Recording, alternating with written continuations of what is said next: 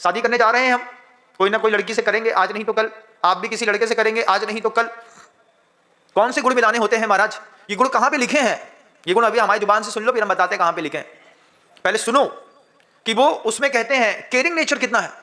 Starting में था, आज नहीं है। आचार्य कहते हैं रिस्पेक्ट सामने वाले को देता है कि नहीं? बताओ मुझे, घर के अंदर पत्नियों को पति से कितनी रिस्पेक्ट मिल गई आज तक? इस बात का अफसोस हर महिला को रहेगा। हर महिला को जिससे विवाह किया है उससे कभी इज्जत नहीं पाई, इज्जत छीननी पड़ी, इज्जत मांगनी पड़ी, इज्जत के लिए दबाव बनाना पड़ा। लेकिन सहज में मिलने वाली प्रतिष्ठा घर के अंदर अगर मिल जाती है, पति पत्नी के संबंधों में, शिष्य गुरु के संबंधों में, पिता पुत्र के संबंधों में रिस्पेक्ट मिलना बड़ा मुश्किल होता है। वो रिस्पेक्ट एक गुण ये भी होता है, वो भी मिलाना पड़ेगा। गुण मिला नहीं, गुड़ गोबर हो गया।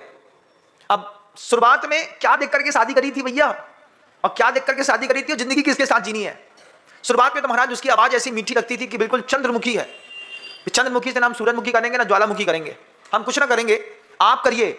जितने बच्चे शादी करने जा रहे हैं, जितने बच्चे अफेयर्स में पड़े हुए हैं, जिन लोगों के विवाह हो गए हैं, सबको उद्बोधन बहुत गौरपूर्वक सुनना होगा। अभी भी बहुत कुछ समय है अपने आप को संभालने का, रोकने का, फुट बैग लेने का, किस तरीके से हम अपने आप को बैग ले सकते हैं, उन सब चीजों में अभी विचार बहुत जरूरी है। क्योंकि आरटीआई की जानकारी लगा करके आप देखेंगे तो आपको पता चलेगा कि शहरों में होने वाली 40% शादियां 2 साल के अंदर कोर्ट में डिवोर्स फाइल कर रही हैं। 2 साल के अंदर लव मैरिज कर ली महाराज। लव को अरेंज कराने के लिए माता पिता लगातार लगे रहते हैं। बच्चा लगातार माता पिता पर प्रेशर डाल रहा है। बच्चा बार बार कह रहा है मम्मी मेरी मान नहीं रही है, मम्मी मेरी मान नहीं रही है। मम्मी को मनाना है, तय बात है, मम्मी को मनाना है।